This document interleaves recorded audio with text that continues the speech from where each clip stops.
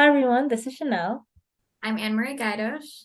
and welcome to Sweet 15. Where it's raining glitter gold, sunshine and rainbows.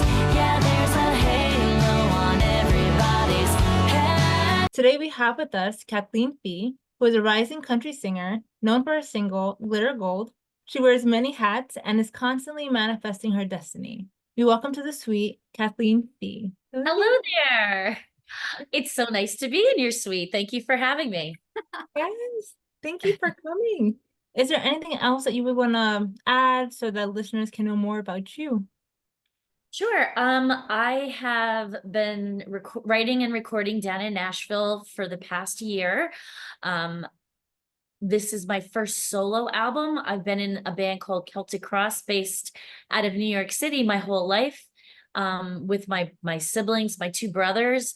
And about a year ago, my friend here in Nashville said to me, I think you need to come down to Nashville and write with some writers down here and do a solo album and figure out who Kathleen 2.0 is without your band Celtic Cross. It doesn't mean that you're going to give up the band. It just means, just exploring new creative opportunities on my own. So it's been an amazing year and journey, and I've just learned so much, and I've been surrounded by so many amazing, talented musicians and artists.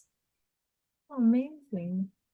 So first we want to kind of get a little bit more of an idea of like how did you get started in making music? As you said that you started out with your brothers in this band, and how did that kind of build itself? Well, my parents are from Ireland, and they really entrenched us in Irish culture, music, Irish step dancing. So I was brought up with a lot of that culture in my house. And as far back as I can remember, I've always been a singer. And so we started our band when I was probably 9 years old. And yeah, we're still going strong. And so, yeah, music has always been a part of my soul. I really feel like being a singer really defines who I am as a person in a lot of ways. And, like I said, I just got this amazing opportunity to come down and spend some time in Nashville and get in a room with, some of the best musicians and writers out there. And it's just been amazing. Kind of how has that transition been for you? Before you were in this band with family, now you're kind of out there on your own. How does that feel? Like, was it a scary experience? Are you excited? Like, also, like, how was this process of exploring like Kathleen 2.0? Who is Kathleen 2.0? Are we still finding out? I think I'm still trying to figure it out, but it's been kind of fun. That just, getting down here and the transition of being in a collaborative band where we wrote all our music together and we really leaned on each other, to come down here and be put in a room with people I don't know, that I've just met for the first time. And it definitely got me out of my comfort zone. I was definitely very uncomfortable and scared, and you just anxious, and you want to put your best foot forward and the best light. So I prepared a lot. I had a lot of things and ideas, and every day, like, I'd come home and I'd start working on the next day. Like, what are we going to write the next day? So I think the best way to grow is to get out of your comfort zone and to push yourself. I mean, I think that's how you grow as a person and as an artist. Yeah. And also this transition from being in a band to being solo, but also like you grew up in New York City, you had this Celtic band, but now you're singing country music. So how did Yeah. you make that leap as well? I think country music and Irish music have a lot of similarities. Country music is huge in Ireland. Everybody over there like listens to country music.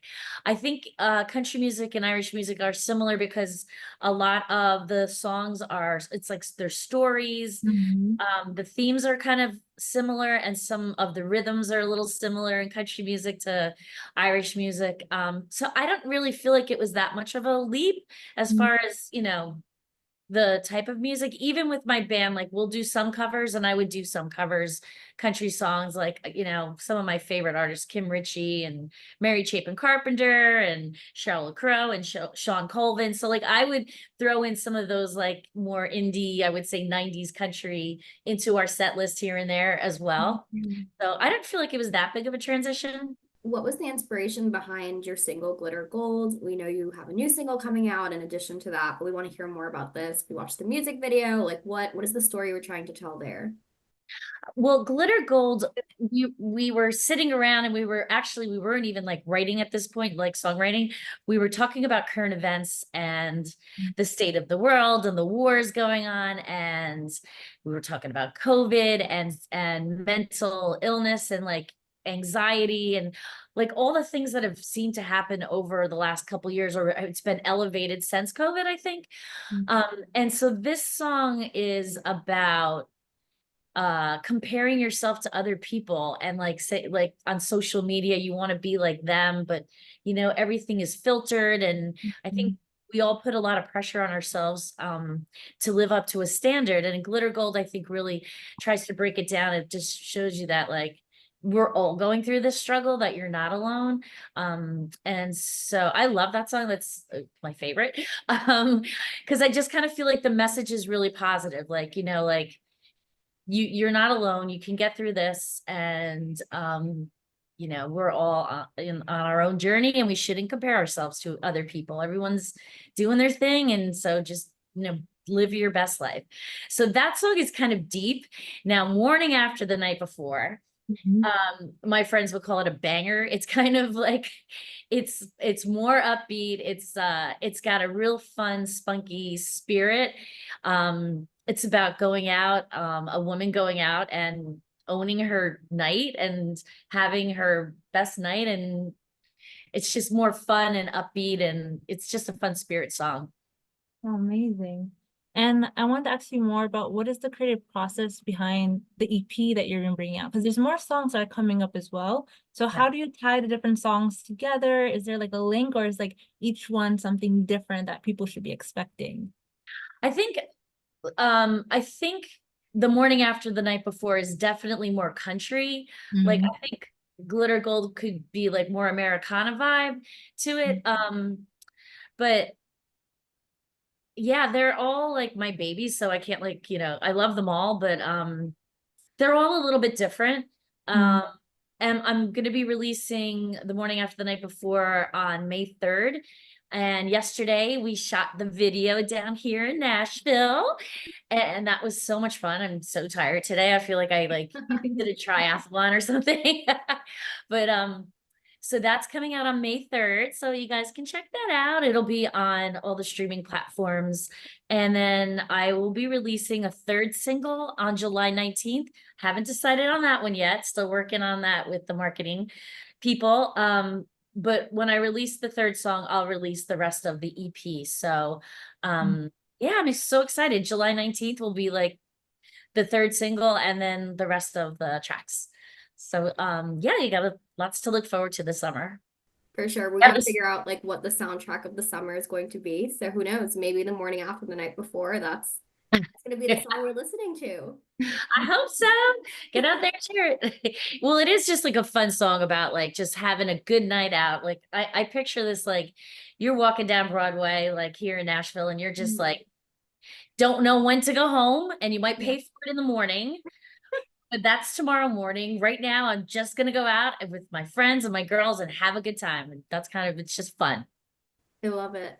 Yeah. And so you mentioned like you're shooting music videos now. You said it was kind of like you feel like you ran a marathon the next day. What is that experience like? Like how does that compare to actually creating the music? And I don't know, when you write the song, do you also think like what will the music video look like for this song? Like what is your impact in that? Yeah.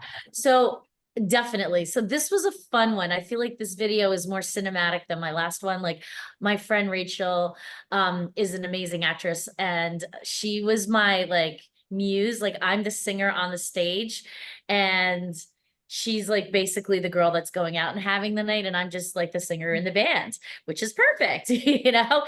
Um but yeah, you kind of try to envision how you want people to relate to the story. And Mhm. I have a, like, I think you just piece it all together in your head. And then, I did that for this song in particular. Like, this is where I want her to go, and she's going to be back in her hotel room. And it's just fun. Like, it's like making like a little mini 3-minute movie, but it took like 18 hours, like just takes forever. And then you're re-singing, like I must have sang The Morning After the Night Before probably like, I don't know, 30 times yesterday, just like different shots, different stages, and like, but I think it's really more difficult than you would think, like to make a video. Like, I mean, making the song and writing the music is difficult too, but music videos are like, I wouldn't say it's all that much fun doing this. But it's good in the end when we get the finished product. Definitely. Are you like sick of the song now that we've had to sing it 30 I times? will be, as I'm like posting it, I'm like, oh, stop playing it.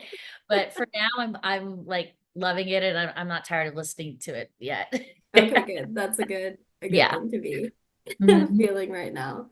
Mhm. All right, and And so what comes next for you? Like, what are you shooting more music videos? Like, what are you focused on right now in your creative process? So after on May 3rd, I'm releasing The Morning After the Night Before, and then I will shoot another video.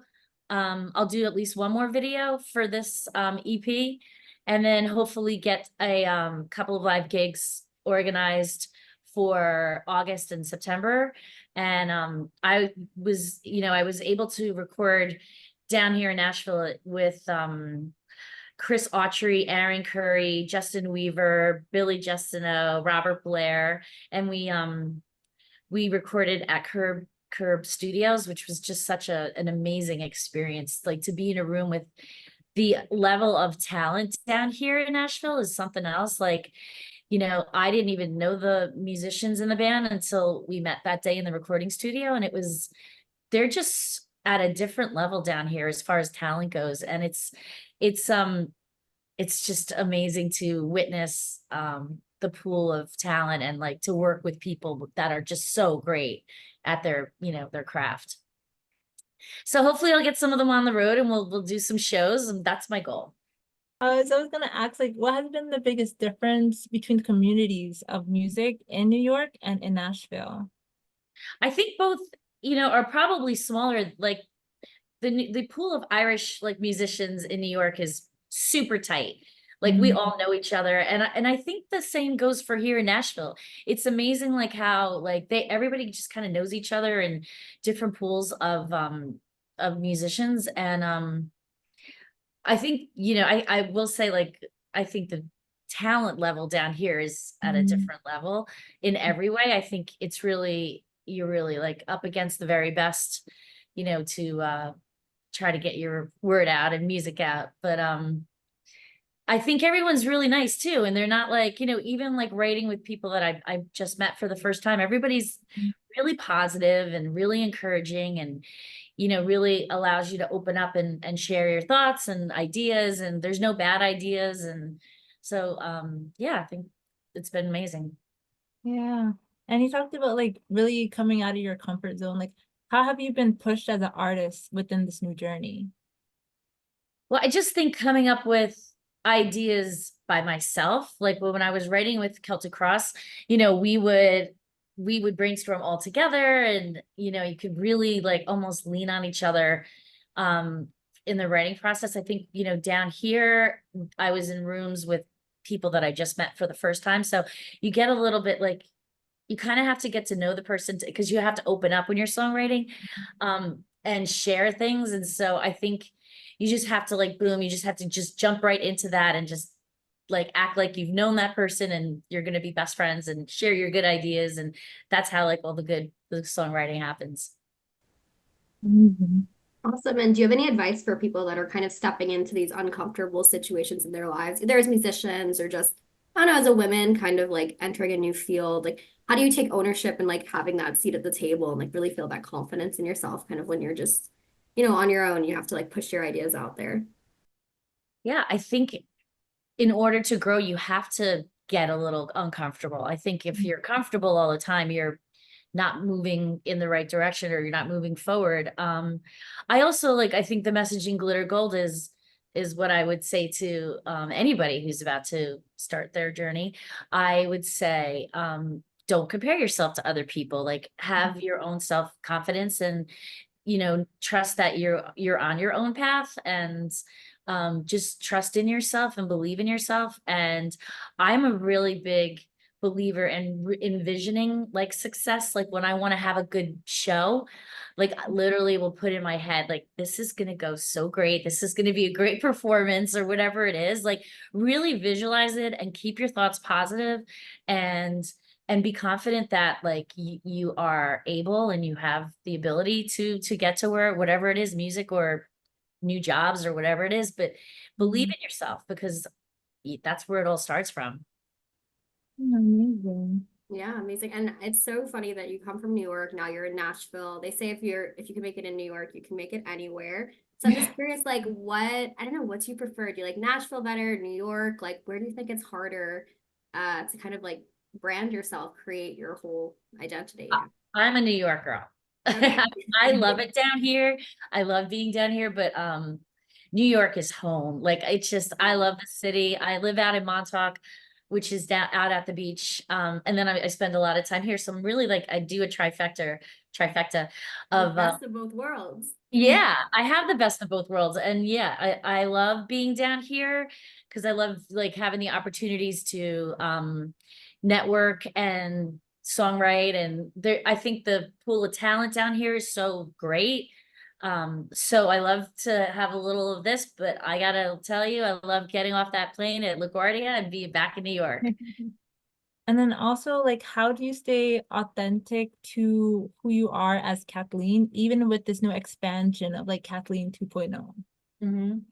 I just think I never try to be anybody but who I am. Like, even like doing country music, like I don't feel like I'm like changing, my authenticity. Like I am who I am. I'm a singer. And whether it's singing a country song or an Irish traditional song, I mean, I try not to be anybody. I don't try to be anybody but myself. And I think that's the best advice I would give anybody too. Like just be true to who you are. Usually we always ask our guests the first thing that comes to your mind, but the last thing you want to leave listeners with, what would it be? Live in the moment. Live in the moment and embrace opportunities in life. Amazing. And just let the listeners know where they can find you, platforms, usernames. Where can they find you? Yeah, on Instagram it's Kathleen Fee, Fee music. And my website's also www.kathleenfeemusic.com, and Facebook will be Kathleen Fee as well, and on YouTube and Spotify, Apple, it's all Kathleen Fee. So yeah, it's pretty easy. So thank you so much, Kathleen, for coming to the suite. I have been Chanel. This is Anne-Marie Gaidosh. And this is Kathleen Fee. And this has been Suite 15. The recording has stopped.